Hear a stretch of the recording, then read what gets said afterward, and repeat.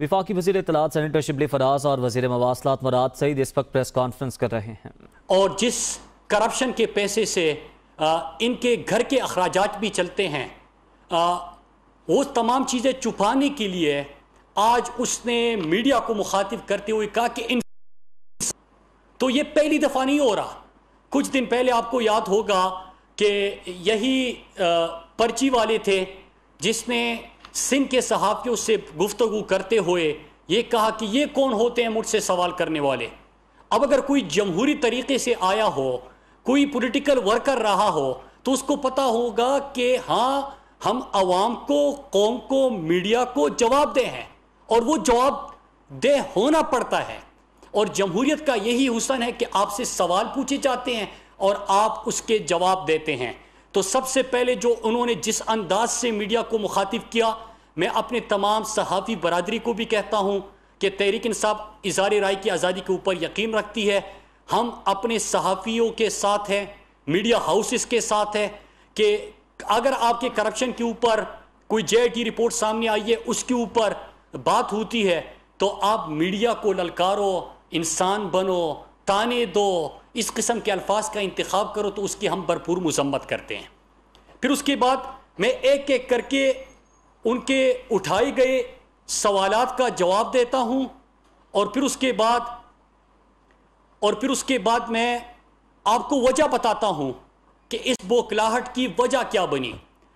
सबसे पहले उन्होंने कहा कि मैंने चैलेंज किया था खैबर पख्तूनख्वा को। आपको याद होगा कि जिस दिन फरजंद जरदारी का चैलेंज आया, 15 मिनट के अंदर हमने उस चैलेंज को एक्सेप्ट किया और हमने तो यहां तक कहा कि तहरीक इंसाफ की खैबर पख्तूनख्वा में हुकूमत को 7 साल हो गए और आपकी सिंध में 3 नस्लों से हुकूमत चल रही है। तो आपसे हम सवाल करते हैं, आपको हम दावत देते हैं कि आप भी खैबर पख्तूनख्वा आए और हम भी सिंध आते हैं, आपको कारकर्दगी का पता चल जाएगा। फिर एक और बात इन्होंने की कि अब पूरी पाकिस्तानी कौम जब ये बात सुन रही थी तो उनको हंसी आ रही थी। हंसी ये कि जब स्पीकर साहब कहते हैं और मुझे फ्लोर मिलता है तो मौसूब हमेशा 9-2-11 होते हैं। मैं स्पीकर साहब से गुजारिश करता हूं कि जब भी पार्लियामेंट का इजलास हो तो ये कौम का मुतालबा है कि आप पार्लियामेंट के दरवाजे कुछ देर के लिए बंद किया करें ताकि इनको इनके सामने जवाब भी मिले, इनसे चंद सवाल भी हो और ये राह फरार इख्तियार ना करे। डिबेट का चैलेंज दे रहे हैं और उसी दिन से हमने कहा है बल्कि पार्लियामेंट में तो आप न सवाल सुन सकते हैं न आपके पास कोई जवाब होता है और जो हुकूमती कारकर्दगी बताई जाती है आपको वो सुनने की हिम्मत होती है। तो मैं कौम के सामने एक दफ़ा फिर चैलेंज करता हूँ कि मेरे वर्कर तो हमेशा इस बात पे नाराज़ होते हैं कि वो पर्ची पे आया है, मरूसी सियासत है, न कोई पॉलिटिकल वर्कर रहा, न उसकी कोई पॉलिटिकल स्ट्रगल है, तो आप उसको क्यों चैलेंज करते हैं। लेकिन फिर भी आपकी ख्वाहिश मैं पूरी कर लेता हूँ कि पार्लियामेंट में बहस करनी है, इशू आपकी मर्जी का होगा, किसी भी इशू टॉपिक आपकी मर्जी का होगा, पार्लियामेंट में आपको खुशामदीद कहते हैं। जब आप बात करें, गुजारिश इतनी सी है कि 9-2-11 ना हो। अगर मीडिया के सामने बात करनी है तो मैंने आपको यह भी दावत दी थी कि अंपायर भी आपकी मर्जी का, आप ढूंढो कि किसी जलसे में करने हैं, किसी मीडिया हाउस की आपने बात करनी है, किसी प्रोग्राम में आना है, किसी जगह पे डिबेट करनी हो तो डिबेट कर लेते हैं कि कौम को पता चले कि आप लोगों ने 3 नस्लों से जो वहाँ पे सिंध के ऊपर हुक्मरानी कर रहे हैं और पर्ची पे जो सियासतदान आता है जो रट्टा लगा के पर्ची लहरा के हमेशा गुफ्तगू करता है तो उसका भी पता चले और पॉलिटिकल वर्कर का भी पता चले। तो डिबेट पहले भी हम आपका चैलेंज एक्सेप्ट कर चुके हैं। खैबर पख्तूनख्वा के 7 साल और आपकी 3 दहाइयों से हुकूमत चलती आ रही है, इस चैलेंज को भी हम एक्सेप्ट कर रहे हैं और दावत देते हैं आपको भी और दोनों की। अब मैं आ जाता हूं इनकी एक एक इशू के ऊपर जो इन्होंने बात की।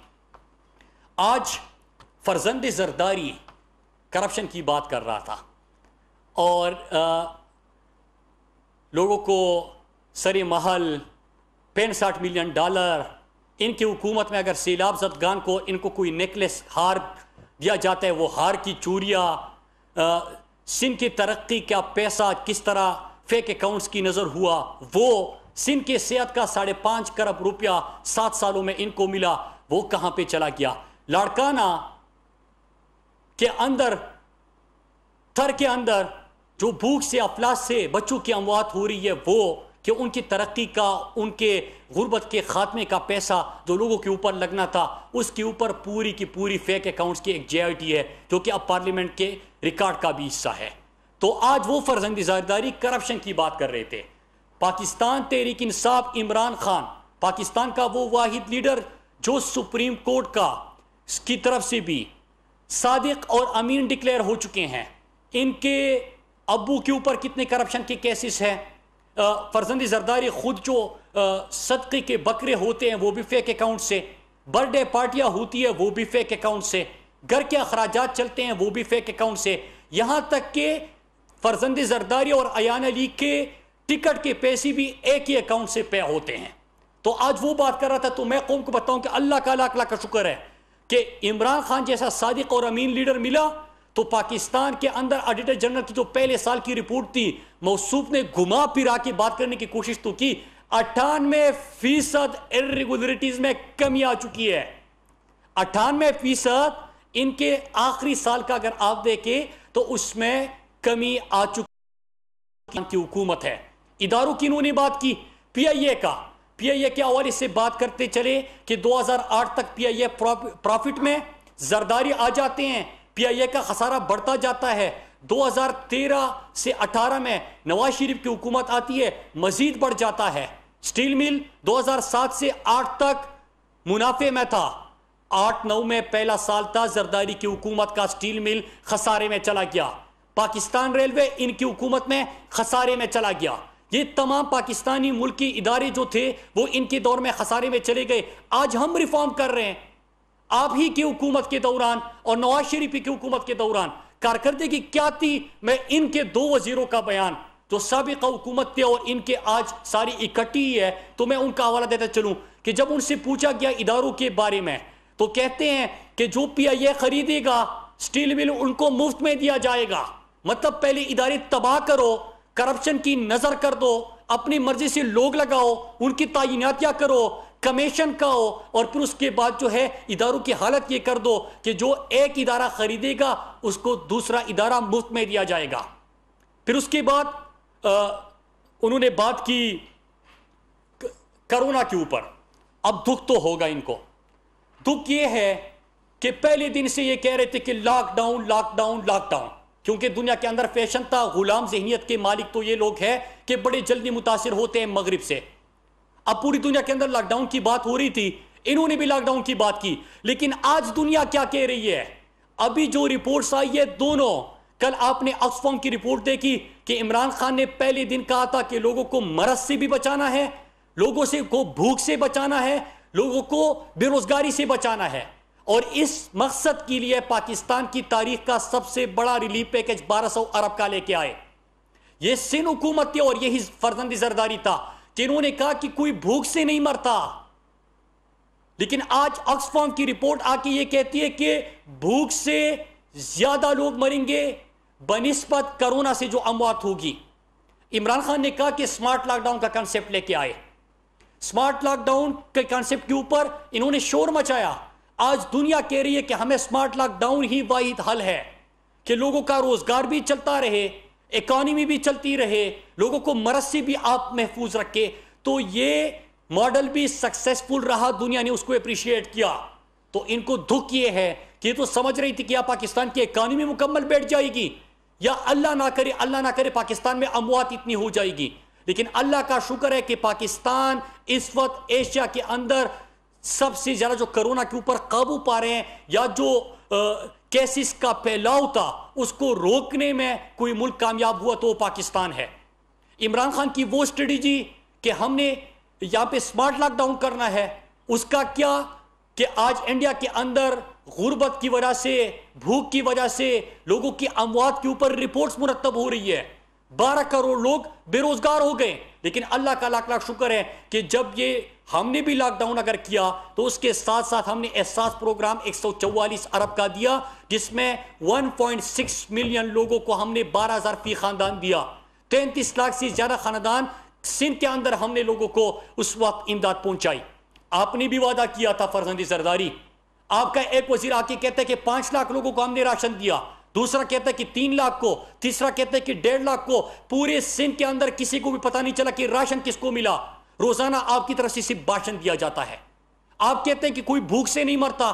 ہر سال سندھ کے اندر عام حالات میں سب سے زیادہ خودکشیاں جو ہے وہ اموات وہ تر کے اندر ہوتی ہے، بھوک کی وجہ سے، پانی پورا نہ ملنے کی وجہ سے لوگوں کی اموات ہوتی ہے۔ اس کے اوپر بھی آج آپ کو دکھ یہ ہے کہ کرونا کی جو اسٹریٹجی تھی، این سی او سی نے جس انداز سے کام کیا، تمام صوبوں کو متحد کیا، اکٹھے لے کے گئے، الحمدللہ سمارٹ لاک ڈاؤن بھی وقت نے صحیح ثابت کر دیا، دنیا اس طرف جا رہی ہے۔ الحمدللہ آکسفام کی رپورٹ آئی، پوری دنیا اب یہ اس کی طرف جا رہی ہے کہ بھوک سے کی وجہ سے زیادہ اموات ہوگی بنسبت کرونا کے، تو اسی اسٹریٹجی کی طرف جا رہے ہیں جو عمران خان کی اسٹریٹجی تھی۔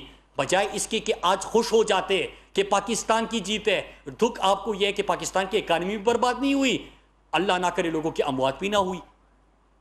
شرم آنی چاہیے اس قسم کی اسٹریٹجی کے اوپر اور سوچ کے اوپر۔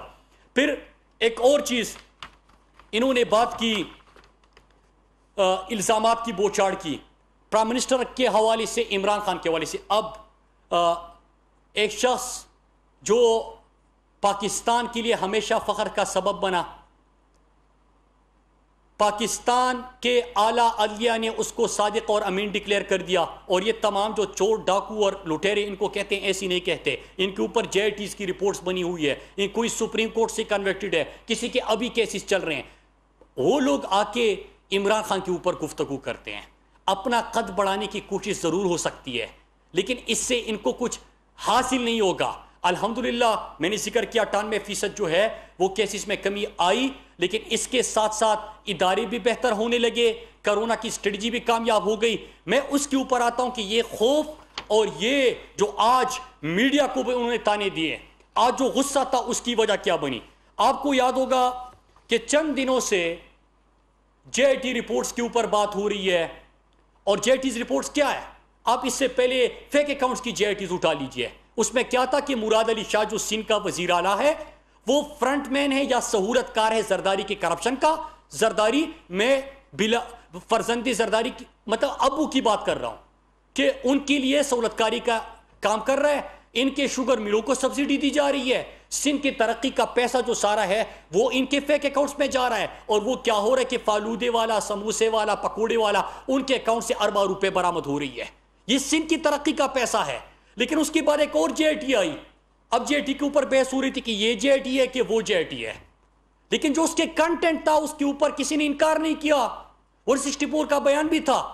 میں نے پارلیمنٹ میں بھی اس کے اوپر بات کرنا چاہی۔ آپ نے دیکھا کہ کوئی شام کو بیٹھ کے جس طرح فرزند زرداری اب غصہ ہو رہا تھا، اس کے الفاظ جو تھے وہ گرم گلوچ سے کام لے رہا تھا، بوکلا گئے ہیں۔ ان کی پارٹی شام کو رات کو ٹی وی پہ بیٹھ کے وہ سوشل میڈیا کے بیٹھ کے جو ٹرینڈ چلا گالیاں دیتی ہے، وہ بوکلا گئے ہیں، اور پارلیمنٹ کے اندر کبھی مائک مار رہے ہیں اور پتہ نہیں بائیکاٹ کر رہے ہیں اور واک آؤٹ کر رہے ہیں۔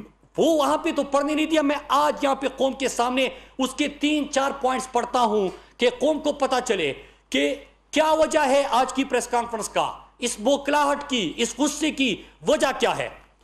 اس میں عزیر بلوچ ان کے حوالے سے کہتا ہے کہ، اور آج پرائم منسٹر صاحب کی بہن کے حوالے سے بھی بات کیا، اللہ کا لاکھ لاکھ شکر ہے آپ لوگوں کے ہاں کیا ہوتا ہے کہ سارا پورا ٹبر جو ہے وہ کرپشن سے پہچانا جاتا ہے، کمیشن، بطخوری، قتل و غارت گری۔ میں ابھی آپ کے سامنے رپورٹ رکھوں گا، یہ تمام آپ کی پہچان بن چکی ہے۔ 3-4 چیزیں میں اب اٹھانا چاہتا ہوں کہ عزیر بلوچ نے جو بیان دیا تھا، میں اس کے چیدہ نکات آج قوم کے سامنے رکھنا چاہتا ہوں، کیونکہ پارلیمنٹ میں تو انہوں نے بات کرنی نہیں دی اس کے اوپر۔ 2008 سے 13 تک عزیر بلوچ کہتا ہے کہ میں نے مختلف ذرائع سے اسلحہ خریدا، لالا توکل، سلیم، نصیب، جبار، کوئٹہ اور پشتین سے اسلحہ لے کے آتے تھے، جس سے قتل، اغوا برائے تاوان، پولیس مقابلے، پولیس تانوں پر حملے، سیاسی جلسوں اور ہڑتالوں کی کامیابی کے لیے طاقت کا استعمال کیا جاتا تھا۔ آپ کے سیاسی جلسوں کی بات ہو رہی ہے، لیاری کے علاقے میں اپنی مرضی کی پولیس افسران و ملازمین تعینات کرائے جو کہ اڈوں کی سرپرستی کی، بتہ اصولی کے لیے مسلح گروپ بنائے جو کہ بتہ اصول کرتے تھے، بتہ اصول کر کے آپ کے خاندان کو، آپ کے پورے ٹبر کو اس میں حصہ ملتا تھا۔ یہ پوری رپورٹ کے اندر ہے، اور میں رپورٹ میڈیا کے سامنے بھی رکھ لیتا ہوں کہ میں اس کی بات کر رہا ہوں۔ پھر اس کے بعد ایک اور پوائنٹ میں اس میں رکھنا چاہتا ہوں کہ میں نے اویس مظفر ٹپی کو آصف زرداری کے لیے 14 شوگر ملوں پر قبضے میں مدد دی جو کہ کم پیسے دے کر خریدی گئی۔ مطلب یہ کہ آپ زرداری کے شوگر ملوں کی بات ہو رہی ہے کہ وہ بھی انہوں نے اس سے قبضے کروائے اور انہوں نے مظفر ٹپی اور ان لوگوں کو استعمال کیا۔ آگے جا کے کہتے کہ میں نے اپنے گروہ کے 15-20 لڑکے آصف زرداری کے کہنے پر بلاول ہاؤس بھیجے جنہوں نے بلاول ہاؤس کی گرد و نواح میں لوگوں کو ہراساں کیا اور 30-40 کے قریب بنگلے اور فلیٹ زبردستی خالی کروائے، جن کو خریدنے کے لیے آصف زرداری نے مالکان کو بہت قیمت ادا کی اور ان کو ہراساں کیا۔ آپ کے گھر کی بات ہو رہی ہے کہ آپ کی گھر کی بنیادیں بھی جو ہے اس میں لوگوں کا خون شامل ہے، 30-40 جو اس کے ارد گرد گرتے لوگوں کو ہراساں کر کے ان کو باہر نکالا گیا۔ خوف اس کا ہے، اس لیے آج غصہ تھا۔ ان سوالوں کے جواب دینے ہوں گے۔ پھر اس کے بعد آگے جا کے کہتے ہیں کہ انہوں نے جب حالات خراب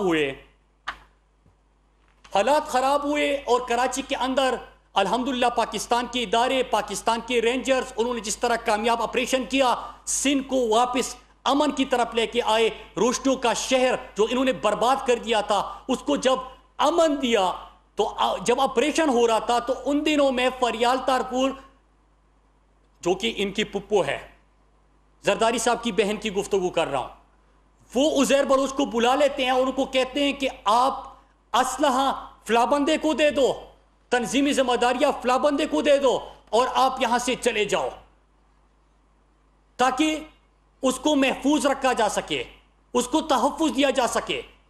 تو یہ آپ اس قسم کی چیزیں کہ کراچی کے اندر قتل ہوتے رہے، کوئی اس سے انکار کر سکتا ہے؟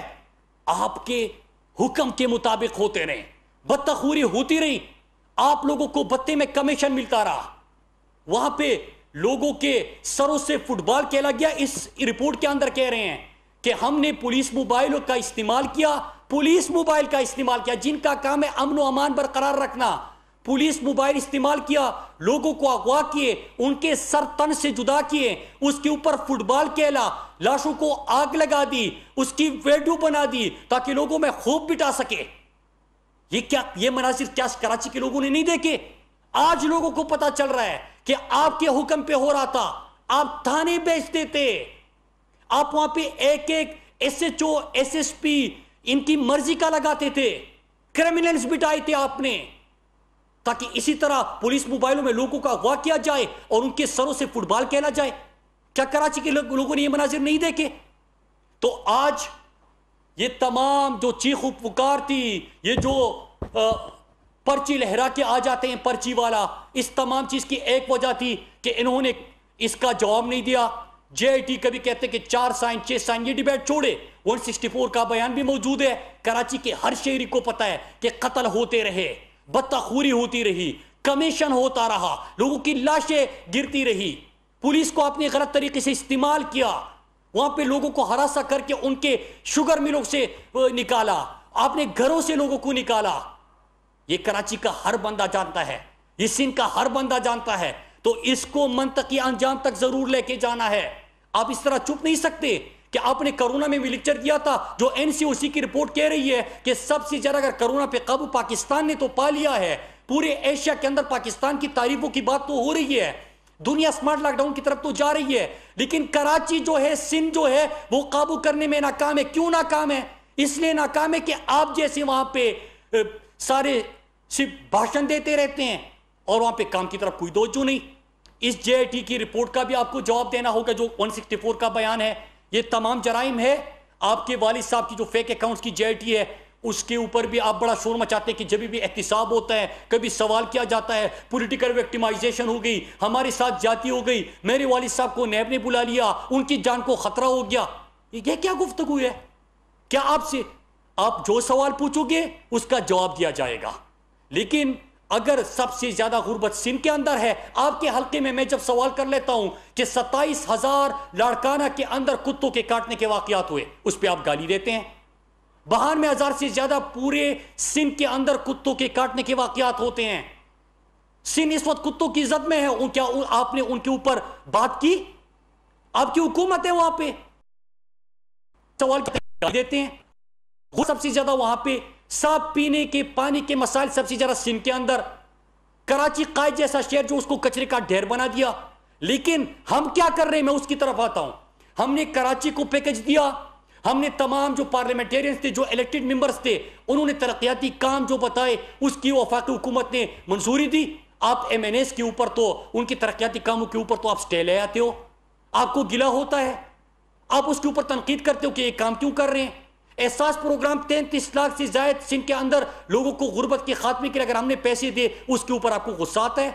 کیوں؟ آپ نے اس میں بھی کمیشن کھانا تھا. جس طرح سندھ کا 5.5 کروڑ صحت کا آپ نے کھا لیا.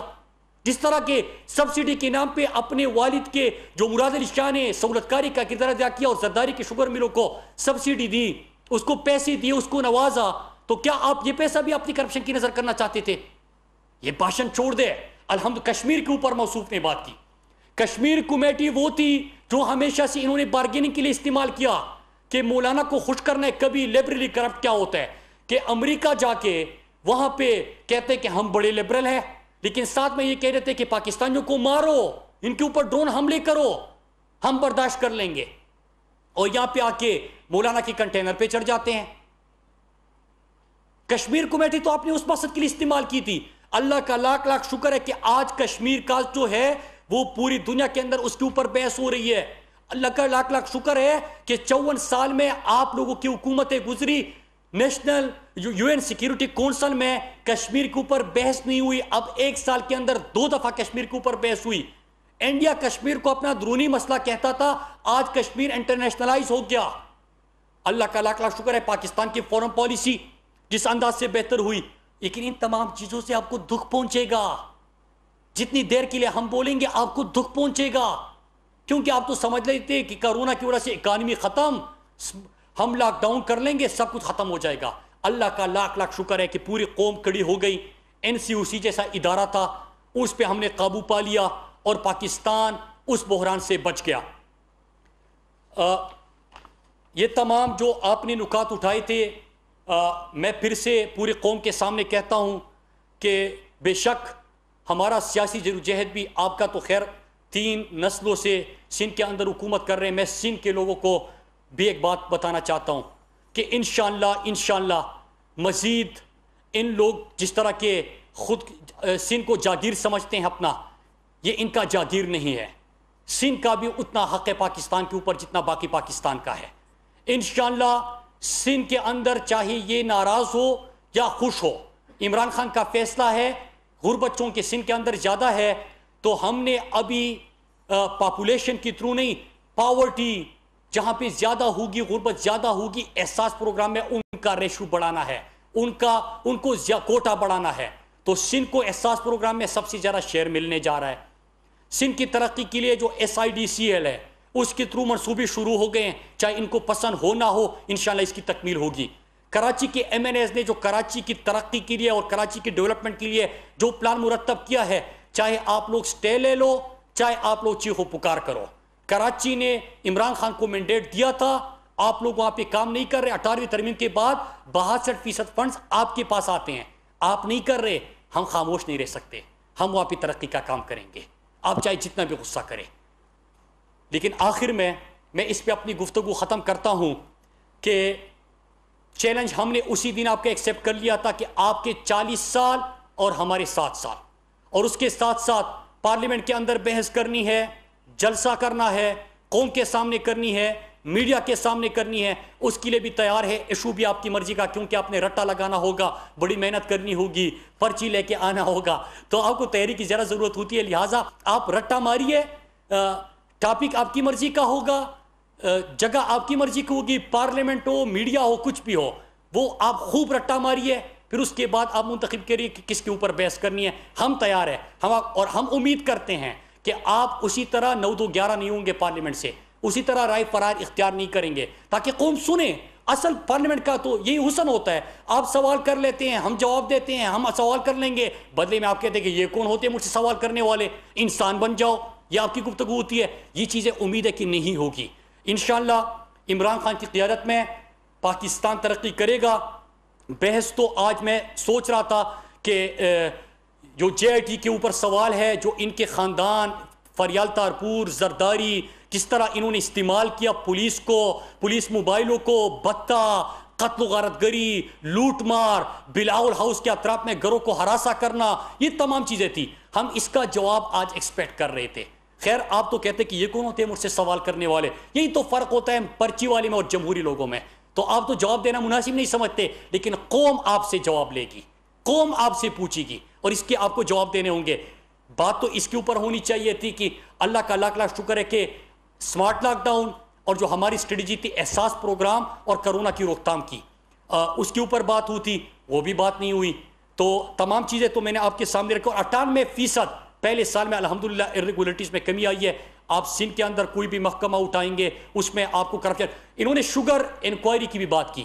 شوگر انکوائری میں بھی مراد علی شاہ سہولت کار اور آپ کے ابو زرداری کہ شوگر مل کو سبسڈی, یہ چیز نکلی ہے. کوئی شرم ہوتی ہے, کوئی حیا ہوتی ہے, تمہیں کیا پتا یہ کیا ہوتی ہے. تو شوگر انکوائری ہمیشہ چینی مہنگی ہوتی تھی, کسی نے انکوائری نہیں کی, عمران خان نے کی. ہمارا کریڈٹ ہے کہ عمران خان نے پہلے پاکستان کے سب سے مضبوط مافیا کو بھی نقاب کیا, انکوائری کرائی, رپورٹ پہلے کہا کہ انکوائری نہیں کریں گے, انکوائری ہوئی, پھر کہا کہ انکوائری تو ہو گئی, رپورٹ نہیں آئے گی, رپورٹ بھی آ گئی. اب کیا ہوگا انشاءاللہ, اس سے جزا سزا کا نظام شروع ہو چکا ہے اور اس سے قیمتوں میں بھی ہمیشہ کے لیے کمی آئے گی. کیا الیکٹرک کی بات ہوئی, ذرا پوچھئے موصوف سے, 5 سال آپ کی حکومت ہوئی تھی, یہ یہاں پہ معاہدے کس نے کیے تھے؟ یہ کے الیکٹرک کے, یہ آئی پی پیز کے ساتھ, یہ تمام معاہدے کس کے دور میں ہوئے ہیں؟ آپ لوگوں کے معاہدے ہیں, ہم سے سوال کر رہے ہیں. جی ہم نے جہاں سے سٹارٹ کیا تھا اس کے ہم جواب دے ہیں, ہم کہاں تک لے کے گئے ہیں ہم آپ کو بتائیں گے. لیکن آخر میں اسی پہ ختم کرتا ہوں کہ آپ سے جو سوال ہوئے ہیں اس کے جواب دیجئے اور ہم ڈیبیٹ کے لیے تیار ہیں. پاکستان کے اندر کسی بھی جگہ پہ, کسی بھی مقام پہ, کسی بھی فورم پہ آپ ڈیبیٹ کرنا چاہے, رٹا پہلے سے ماریے گا, ہمیں اس کے بعد ایشو کا بتائیے گا. شکریہ. اسلام آباد میں وفاقی وزیر مراد سعید نیوز کانفرنس کر رہے تھے. پیپلز پارٹی کو آڑے ہاتھوں لیا اور کہا کہ پیپلز پارٹی نے کراچی کو کچرے کا ڈھیر بنا دیا. سندھ اس وقت کتوں کی زد میں ہے.